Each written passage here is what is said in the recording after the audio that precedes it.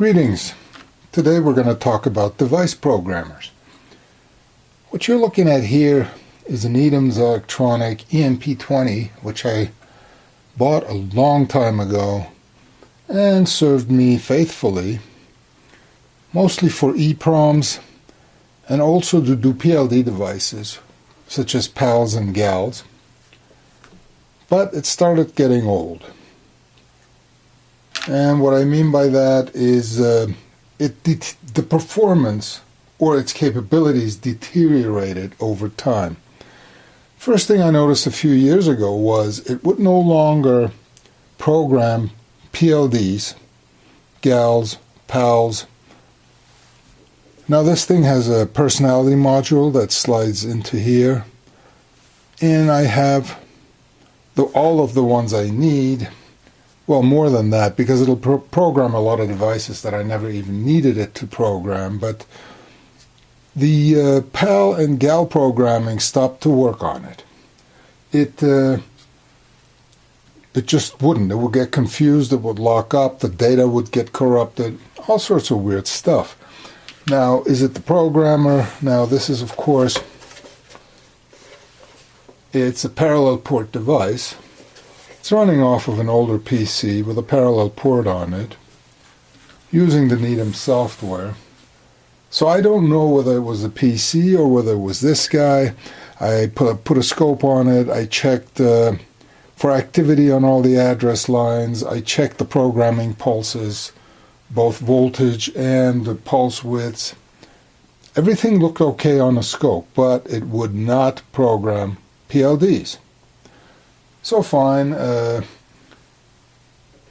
fast forward a few years, I still use it for EPROMs, but a few weeks ago it stopped programming 2716 2K EPROMs.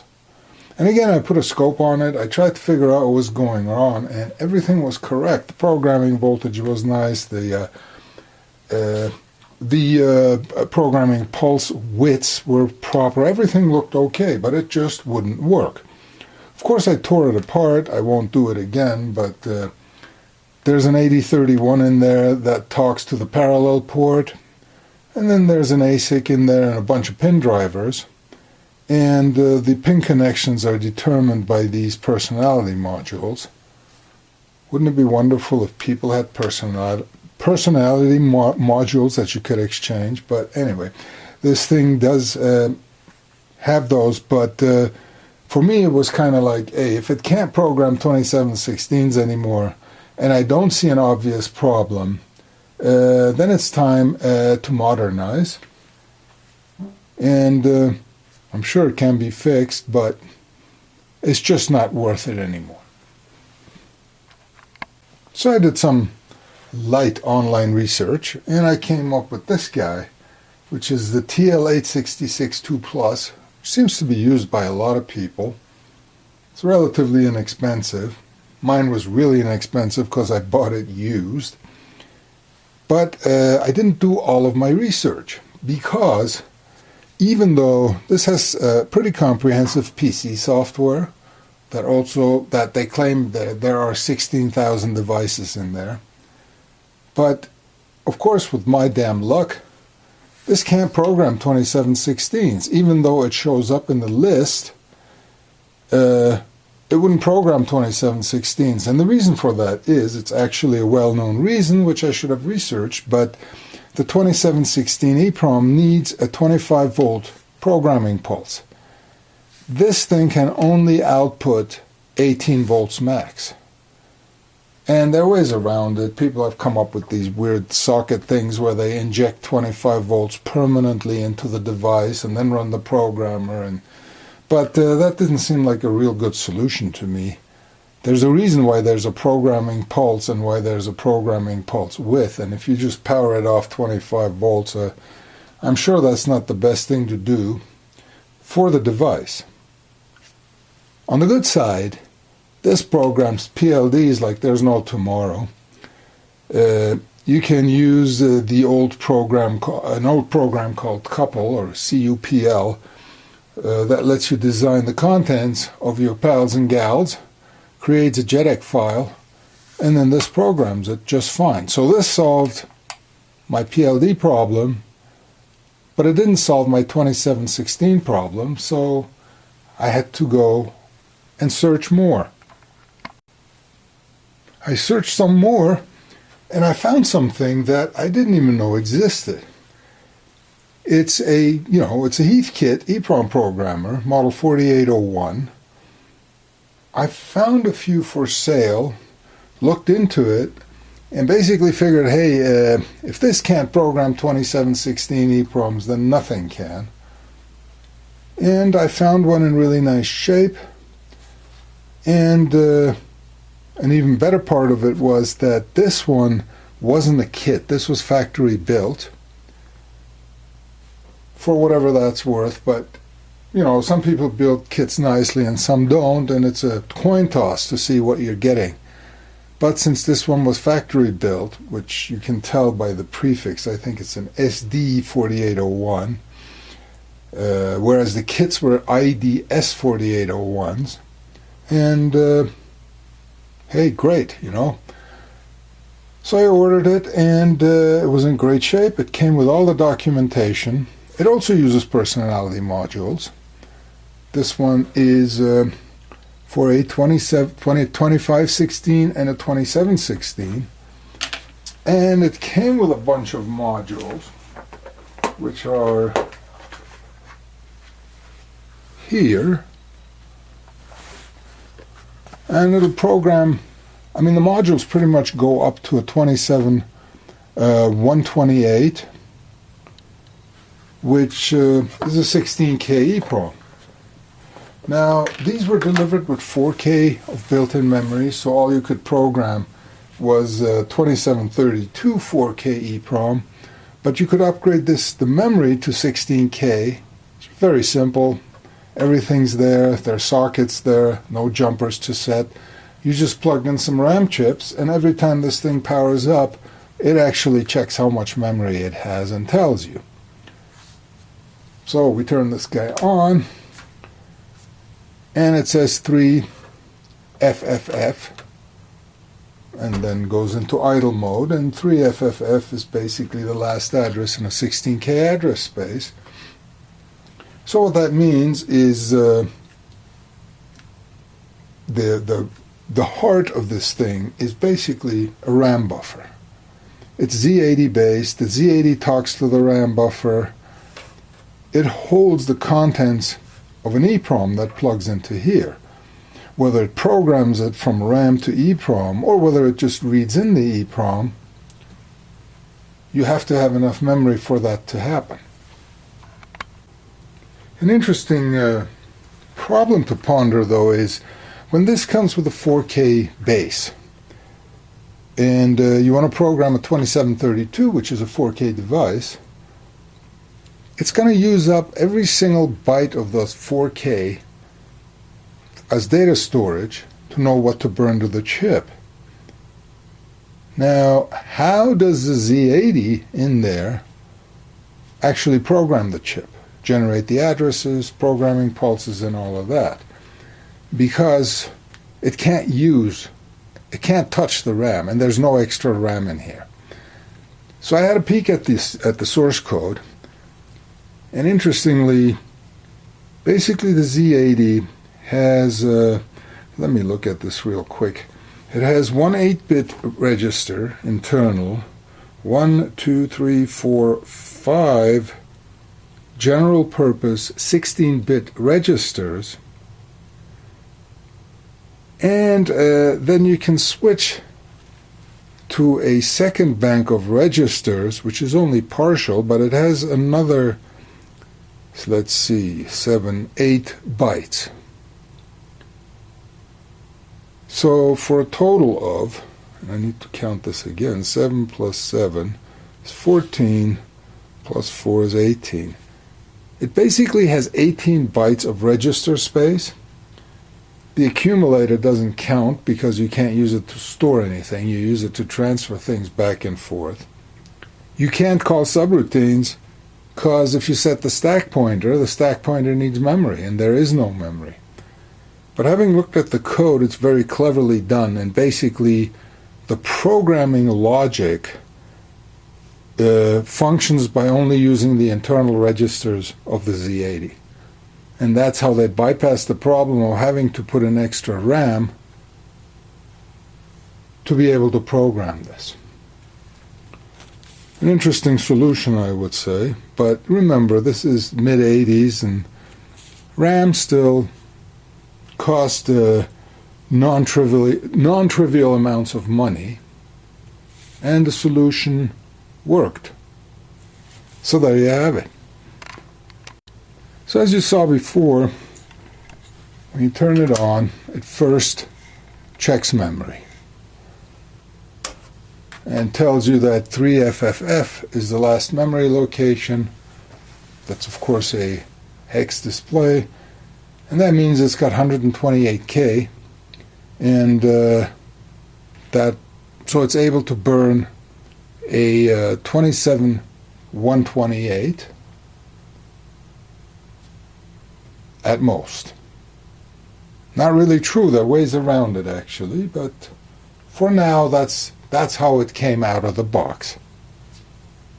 And again, it has a personality module, and all that does is, just like on the Needhams, it reroutes certain signals to adapt this socket, to adapt to the pinout of whatever's in this socket. For instance, a 2732 Ti made a 2532, which was a 4K chip, but it had a slightly different pinout. And most programmers are not able to handle it, and you have to build a socket to reroute things. These personality modules are there for just that purpose. There's a 2732 module and a 2532 module, and all this thing does is it reroutes the signals inside to adapt to the chip. Of course, the one thing I haven't talked about yet is you need to fill the internal RAM. Now, there are several ways of doing it. You can plug in an EPROM and read it into RAM. So it's easy to use for duplicating EPROMs. You can manually enter the contents of the EPROM. And it also has a serial port running at, what does it run at 9600 baud. And you need external software.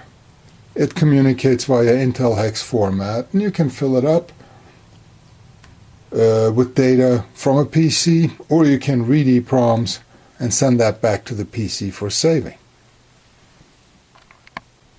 We will get into the PC connection later on, but let's have a look at the keypad and some of the functionality here.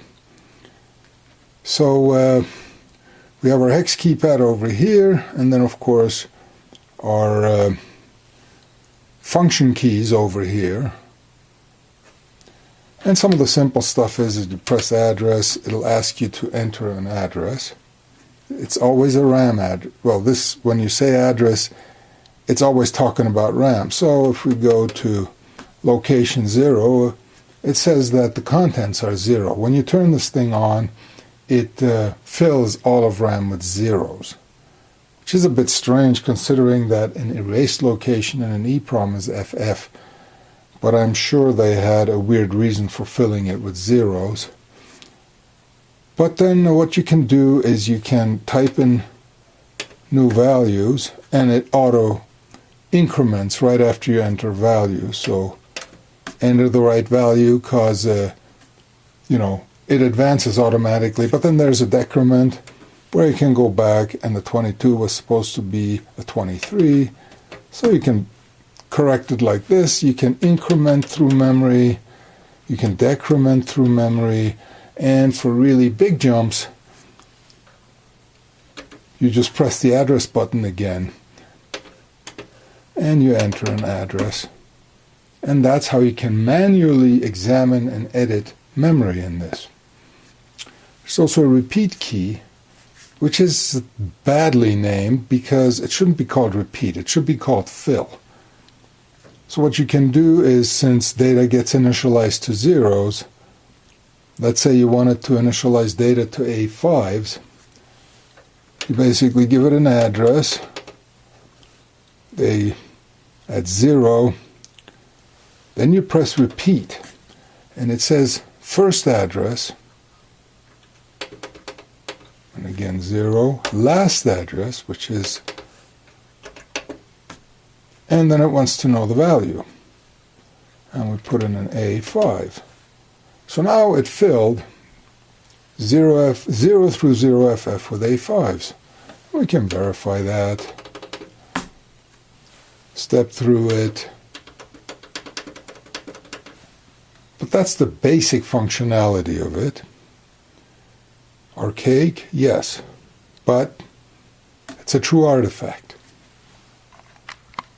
We then get to the function select key, which is conveniently explained over here. So basically, function 0 activates the keyboard. It's an address mode, basically. At this point, you can increment, decrement, and view RAM memory. EPROM to RAM, on the other hand, will copy the contents of an EPROM. Let me find an EPROM here. Into internal RAM. So this is a 2716. And when you say function 1, it says load. Now notice it's not asking you for address limits. And that is because of this? No. The processor doesn't know about this. This does not tell the CPU what you have selected. This is simply for rerouting signals here. So the way this happens is, it says load, which is a prompt to press the load key. And when you do that, it basically reads the address space from 0 through max RAM, which means on a 2K, it'll have 8 duplicates in RAM. But it's an easy solution because it's quick. You say load, and boom, there you go. That means it worked. So now what we can do, FF, it's telling us 0 is FF, but why? That shouldn't be. Well, this is the EPROM for the ET3400 trainer. It's a 2716, but the lower half of this is all FFs. They're only using 1K. So in order to verify that there's real data in there, we got to say address and go to the start of the actual code, which is at 0400. And we can see, yes, there's actually stuff in here. So that was function 1. Next, we have RS-232 transmit and RS-232 receive. And as I mentioned before, that is something that is definitely necessary, but we'll talk about that later because it gets a bit involved. This is a true RS-232 device that uses plus minus 15 volts, and the RS-232 standard, which is the mark is a mark is plus 15 volts. No, a mark is minus 15 volts, and a space is plus 15 volts.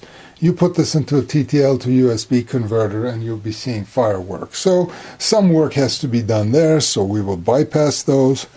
Simulate turns this into an EPROM emulator, so that basically the RAM in here can be used to emulate an EPROM, or simulate an EPROM. I think emulate is the right word because we're actually using hardware for that, but simulate because we're not using the real hardware. I don't know. Insert RAM data. It's again a manual RAM manipulation thing, but what you do is when you say function select insert, then whatever data you type in gets inserted into RAM, and everything higher than it gets moved up by 1 bit. So it's a true insert, like a text editor insert, not a replace. A replace or an edit, you would just type in the address and then enter new data. But in this case, you can actually insert RAM data and delete RAM data. Delete does the obvious. When you want to delete data, it will delete what's currently at your RAM address and then move everything back down by 1 byte. Again, just like a word processor. It has a byte search that will let you search through the contents of RAM for either a byte or 2 byte values. And, it's probably not really worth demonstrating. It's just a search thing. Okay. We'll try it out. So let's see. What do we have at 0? No. What do we have at 0400? So we're looking for an 8E. So let's see if it finds that. We say 7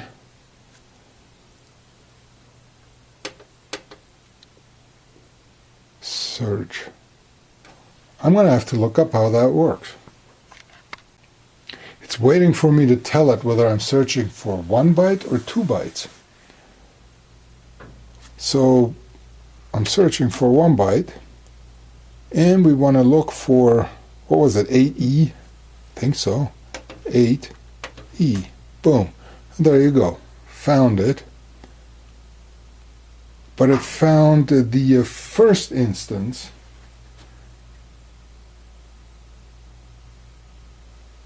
So then, if you want to repeat it, you press the 7 key again, and it gives you the next one.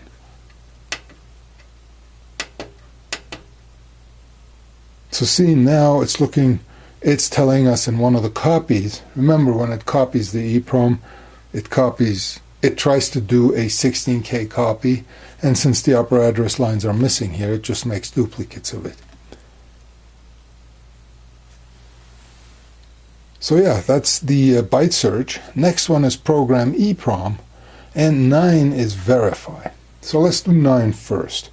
Verify compares it against RAM. So the easiest way to do this is to go in and say function select EPROM to RAM. So it copies the entire contents of this over into RAM. And then when you say verify, it asks for the low address. And believe it or not, this means it's correct.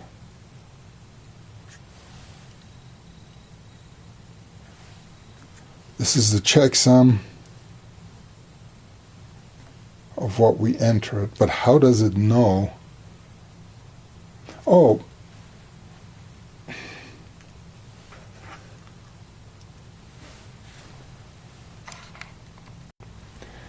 RTFM. So the way it works here is, let's do this again. Function select 9, and it says L, which means it automatically starts comparing from 0, but it wants to know the last address. So there's where you tell it the last address. Boom. When it says CS for checksum in the data and gives you a 16-byte checksum, simple sum of all the bytes it encountered, I think. If this comes up, then we verified that this actually contains what's in RAM. And so what would happen if we put in another EPROM? Do I have another EPROM? Yeah. Yeah, but I don't know what's on there. So what we can do is just remove the EPROM, and it should be returning FFs. So we can go in, say verify last address is 07FF, So the FFs matched, because this is when it's open, it's got pull-ups and it's returning FFs. But when it read the first data, actually, which remember was at hex 400, it's telling us that hex 400 has an 8E in it, and with all of these guys lit up, it's basically saying that RAM has an 8E, but this is returning an FF because it's open. So that works too. Now, one thing that seems to be missing is a button or functions for doing a blank check. There's nothing in here. So, but we can simulate that rather easily. And the way we do that is we go and we fill RAM with FFs. And then we do a compare or a verify. And that way we can tell if something's erased or not. If it fails, then the chip has been written to. If it succeeds, then we know the chip contains all FFs. So again, we do address, repeat, F for first address, L for last address, F. Now it wants to know what to put in there, and of course we tell it FF. And it fills RAM with FF. So now all we have to do is put in a ROM and run verify and see if it passes. But first we're going to put in something that's already programmed and see what it tells us when the EPROM is not erased. So we do function verify starting, and oh, that was the last address. I did it again. Function verify, enter the last address.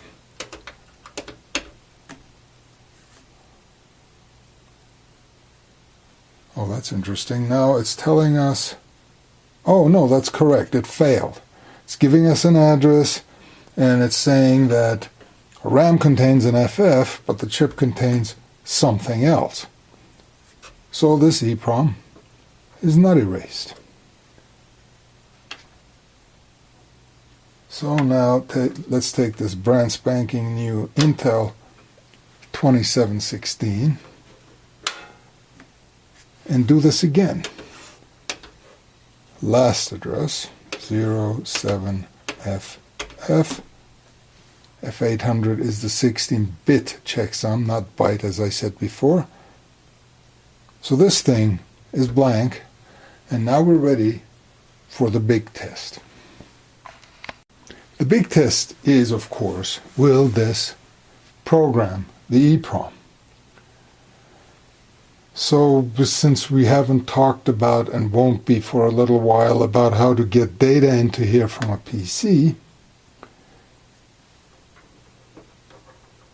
we'll just get the data off of this EPROM I have.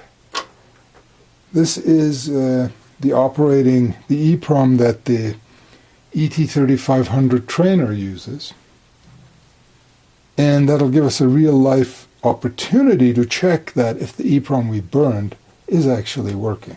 I'm not going to trust the verify function in here. So the first thing we do is we lock this in here. We say function 1, which copies the EPROM into RAM. And, well, great.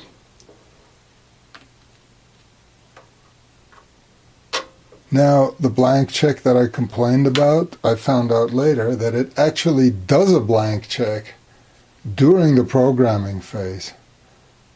But you still got to type in a whole bunch of stuff, so the way I did it before is probably an easier way to blank check it. But anyway, so this is in here now.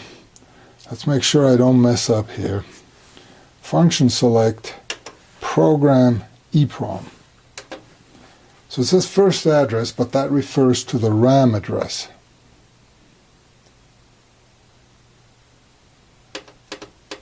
So it starts at RAM address 0, ends at RAM address 7FF. Then it says first EPROM address. So you can offset where you're burning the RAM contents to, but in this case, we want to do the whole thing. Now it's waiting for us to press the load key.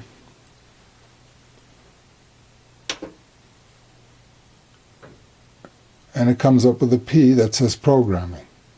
This is going to take a long time. Why? Well, this is hardwired to essentially use a 50 millisecond 25 volt pulse for every byte it programs. That and overhead amounts to about 3 minutes or so for it to burn the whole thing.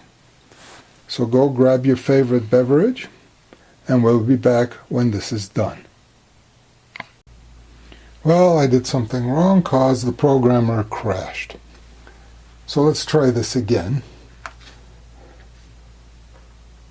I'm going to put in the ET3400 EPROM. I'm going to copy it.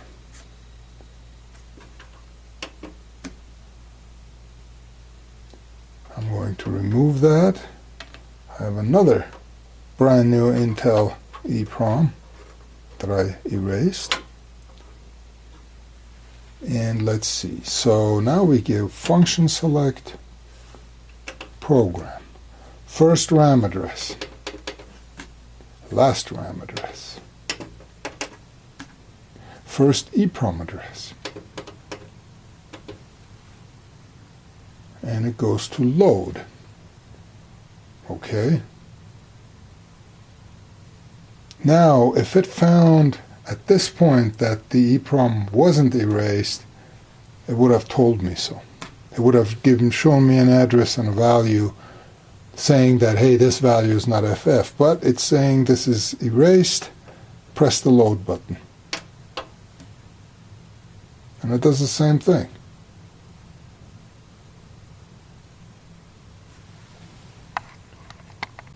Well, I guess patience is a virtue. I guess it doesn't accept any key inputs while it's programming because it's all timed loop. And remember, it's running on like, what, 12 bytes of RAM or so. So anyway, I did it again and I was patient this time and it came up with this, which means it burned or it programmed correctly, but we can of course go in and do a verify against what it just put in. And it just says last address, which is 07FF. It gives us a checksum of C004, which means this got programmed. So this tells us that this part got programmed. But now for the real test. Okay, so here's the ET3400. Let's pull the RAM out of the programmer, the EPROM I mean, and insert this, observing the pin 1 location over here.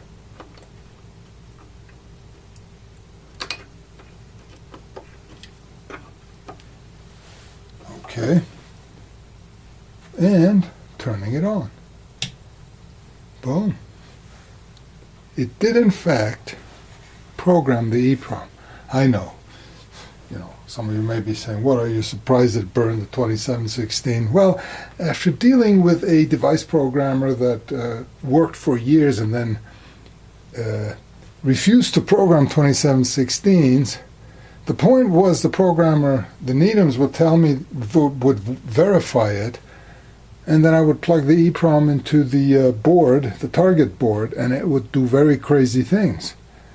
So it took me a while to actually blame the programmer, and here's the final proof that we are now able, that the Heath is able to program an EPROM properly, albeit a very old Intel 2716. Well, actually, let's see if, it's just saying CPU up. If we hit a few keys, does it actually do anything? So I've already forgot how to use this. Oh, okay. Accumulator A, accumulator B. What else do we have? Examine. Where's the RAM in here? Oh, it's it.